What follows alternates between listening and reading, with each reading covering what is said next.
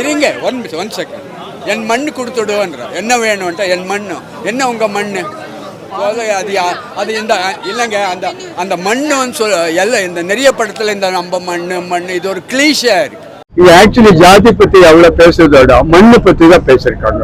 இல்ல எனக்கு பாரஞ்சு திண்ணூறு 10 ஜாதி பத்தியே படம் எடுக்கட்டும். படம் எப்படியா இருக்கு? படம் ஆவரேஜ். யாருக்கு அது சொல்ல முடியாது. ஏன்டா நேஷனல் அவார்டு நிறைய குப்பை படங்களுக்கெல்லாம் கொடுத்துருக்காரு. இதுவும் குப்பை படம். அதுக்காக நான் ஒரு சின்ன மன்னிப்பு கேட்டுக்கிறேன் ரஞ்சித் பிலிம் கம்பெனி கிட்ட. பட் ரஞ்சித் ரொம்ப நல்லா வர போறாரு. 5000 மிரட்டல் காலம். இது சின்ன ஒரு போன் வந்துட்டே இருக்கு, 40-50 போனு. அன்னோன் நம்பரு யாருன்னு கேட்டா எனக்கு தெரியாது. நான் ஃபோன் பண்ணல. எடுத்ததுன்னு கெட்ட வார்த்தை திட்டுறாரு. உனக்கு படத்தை பத்தி என்ன தெரியும், நீ கெட்ட வார்த்தை திட்டுறாரு. அப்ப கொஞ்சம் பேர் டிஎம்கே எவ்வளவு பணம் கொடுத்துச்சுன்னு கேட்டாரு. நீ எங்கெங்க போய் எனக்கு தெரியும், நான் உன்னை பார்த்துக்கிறேன். ஃபர்ஸ்ட் டே படம் பார்த்தேன். ஃபர்ஸ்ட் டே படம் பார்க்கும்போது சீட் ரொம்ப ஃப்ரண்ட்ல இருந்தது கமலா தியேட்டர்ல. எனக்கு கொஞ்சம் ஃபோக்கஸ் பண்ண முடியல, அதனால அன்னைக்கு நான் சரியா பேச முடியல. அதுக்கப்புறம் 2வது நாள் தங்கலான்னு பார்த்தேன். ரொம்ப எக்ஸ்ட்ராடினரியாக இருந்தது. ரொம்ப நல்ல ஃபோட்டோகிராஃபி, ரொம்ப நல்ல ஃபிலிம் மேக்கிங். நான் இது 3rd டைம் பார்த்துட்டு இருக்கிறேன். பட் இந்த படம் 3 டைம்ஸ் பார்த்தாச்சு. இந்த படம் எல்லாருக்கும் அவ்வளோ ஈஸியாக புரியாது, ரொம்ப கஷ்டமான சப்ஜெக்டு. இந்த படம் உண்மையாக சரியாக புரிஞ்சுக்கணுன்ட்டு ஒரு 3 வாட்டி 4 வாட்டி பார்க்கணும். பட் இது ஒரு என்டர்டெயின்மெண்ட் படம் கிடையாது, ஆனால் எக்ஸ்ட்ராடினரி படம், ஒரு எபிக் படம். ஒரு film festival, international film festival அங்கே எல்லாம் ஸ்க்ரீன் பண்ணுற மாதிரி படம். எனக்கு இந்த படம் நல்லா புரியணுன்ட்டு படம் ஒரு 3 வாட்டி 4 வாட்டி பார்க்கணும்.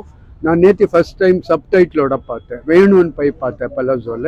இப்போ எனக்கு ஒரு படம் ஒரு 75% புரிஞ்சிச்சு. நான் எப்போ ஒரு படம் 5 வாட்டி 6 வாட்டி பார்ப்பேன்.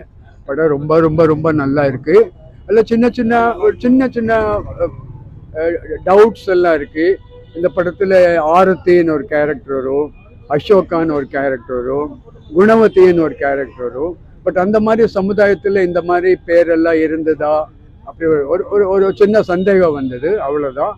இல்லைன்ட்டா படம் பாரஞ்சித் எல்லாரையும் மீறி போயிட்டாங்க. இன்னொரு 3 வருஷத்துல அவர் வேர்ல்டுல ஒரு 20 பெரிய டைரக்டர் இருந்தால் அதில் அவர் ஒன்றா வந்துடுறாரு. ரொம்ப ரொம்ப எக்ஸ்ட்ராடினரியாக இருக்குது. Very good screen play, very good location, நல்ல ஃபோட்டோகிராஃபி, எல்லாம் ரொம்ப நல்லா பண்ணியிருக்காங்க. அர்ச்சானின்னு ஒரு பொண்ணு, அவள் ரொம்ப ரொம்ப நல்லா நடிச்சிருக்கிறான். விக்ரம் ஒய்ஃபும் நல்லா நடிச்சிருக்கா, விக்ரம் பையனும் நல்லா நடிச்சிருக்கிறோம். எல்லாம் ரொம்ப நல்லா ஆக்ட் பண்ணியிருக்காங்க. ரொம்ப நல்ல காஸ்டியூம்ஸு. பாரஞ்சித் பண்ண படத்திலே இது எக்ஸ்ட்ராடினரி படம். அது அவங்க பண்ண எல்லா படத்தோட இது ஒரு 500 வாட்டி 1000 வாட்டி ரொம்ப ரொம்ப நல்லா இருக்கு. இந்த படத்துல வந்து பாரஞ்சித் சாதியை பத்தி பேசியிருக்காரு, மறைமுகமா பூசிருக்காரு. அது மாதிரி உங்களுக்கு தெரியும்? இல்ல நான் என்ன சொல்றேன்ட்டா, எனக்கு யார் எந்த சப்ஜெக்ட் எடுத்தா எனக்கு ஒன்றும் கவலை இல்லை. எனக்கு பாரஞ்சித் இன்னொரு 10 ஜாதி பத்தியே படம் எடுக்கட்டும். பட் இங்க பார்த்தா நீங்க இப்ப நான் சொன்ன மாதிரி ஃபர்ஸ்ட் டைம் படம் பார்த்தா புரியாது. இங்க ஆக்சுவலி ஜாதி பத்தி எவ்வளவு பேசுறதோட மண்ணை பத்தி தான் பேசியிருக்காங்க. எனக்கு இந்த நிலம் வேணும்ன்ற விக்ரம் ஒரு 3 இடத்துல சொல்றாரு. பட் ஜாதின்றது எப்பவும் இருந்துட்டே இருந்தது. ஸோ அது காட்டலாம். பட் ராமானுஜர்ன்ட்டு ஒரு பெரிய வைஷ்ணவைட்டு, அவர் எல்லாரையும் தலித்ஸ் எல்லாம் நீங்கள் பிராமின் ஆக்கலான்ற மாதிரி ஒரு விஷயம் கொண்டு வந்தாங்க. அதை பற்றி நான் படிச்சிருக்கிறேன். அதுதான் பசுபதி கேரக்டர்.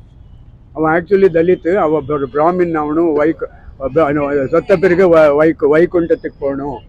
வைகுண்டத்துக்கு போகணும் அப்படி எல்லாம் பேசிட்டே இருப்பான். ஸோ அந்த மாதிரி அந்த பிராமினிசம் எல்லாம் வருது. அதுக்கு மேலே ஒரு ராமானுஜர் சிலையை காட்டுட்டே இருப்பாங்க.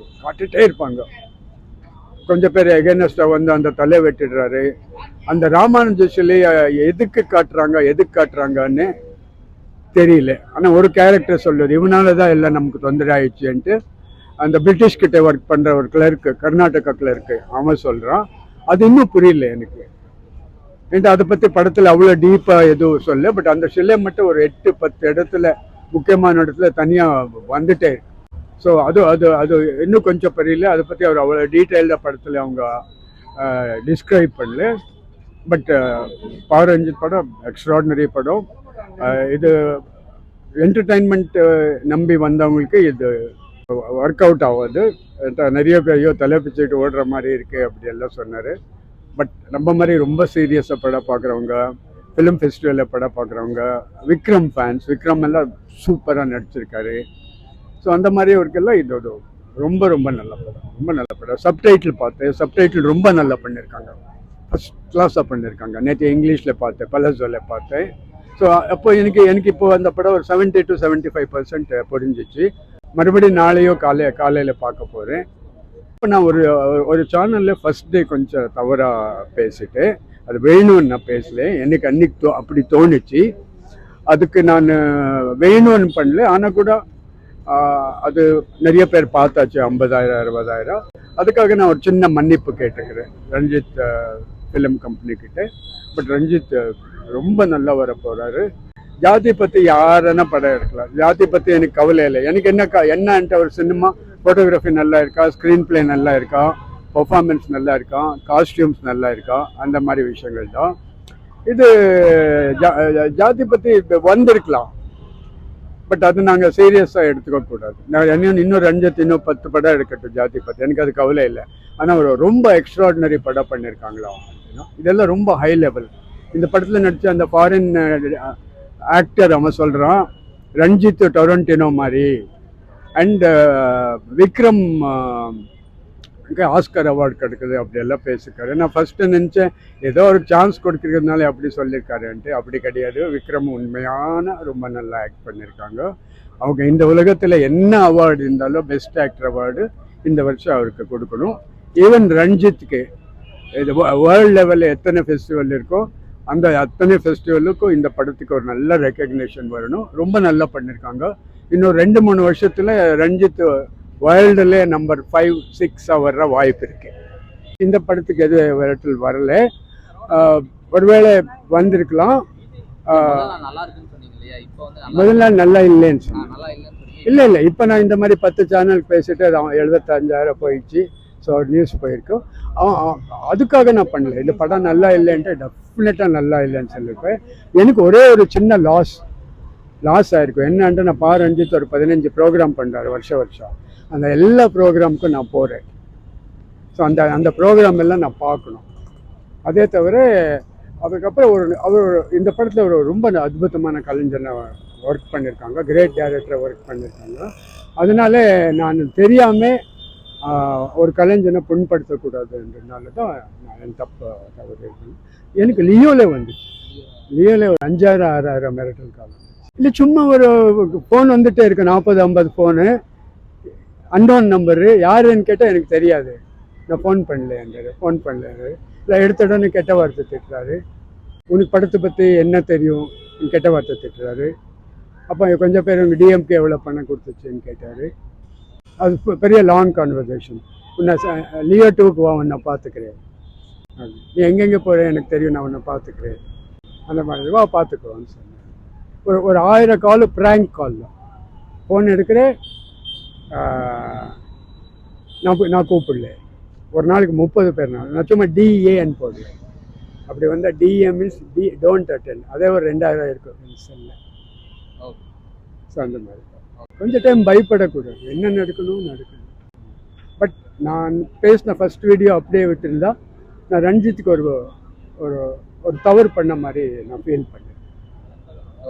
இது நான் ஒரு சாரி சொல்கிற மாதிரி தான் நான் வீடியோ போடுறேன்.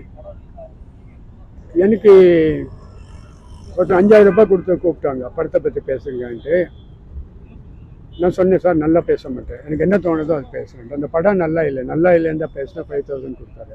இப்போ நிறைய பேர் காசு கொடுத்துட்டு நல்லா பேசுங்க. அப்படி பண்ண மாட்டேன் சார். நான் படம் பார்க்குறேன், பிடிச்சா பேசுகிறேன், இல்லை வேண்டாம். எனக்கு அப்படி பார்த்தா நான் மாதத்துக்கு 50,000 சம்பாதிக்கலாம். எனக்கு மாதத்துக்கு 10 கால் வருது. நம்ம படத்தை இதை பற்றி பேசுங்க. நான் சொல்கிறேன் சார், படம் நல்லா இருந்தால் பேசுவேன், எனக்கு என்ன தோணுதோ அது பேசுவேன். இல்லைன்ட்டு உங்கள் காசு வேண்டாம், உங்கள் இன்டர்வியூ வேண்டாம். இப்போ பர்சனலாக இன்னைக்கு காலையில் பிரபு சலமன் அசிஸ்டண்ட்டு சாலான்னு ஒரு படம் கூப்பிட்டாரு, உங்களுக்கு ஸ்பெஷல் ஷோ போடுறேன், கண்டிப்பாக வாங்க சார், நானே வந்து உங்களை காரில் கூப்பிட்டு போகிறேன். இல்லை அந்த அளவுக்கு நம்ம இன்டர்வியூ மேலே நாங்கள் ஃப்ராங்காக இருக்கிறது அவருக்கு பிடிச்சிருக்கு.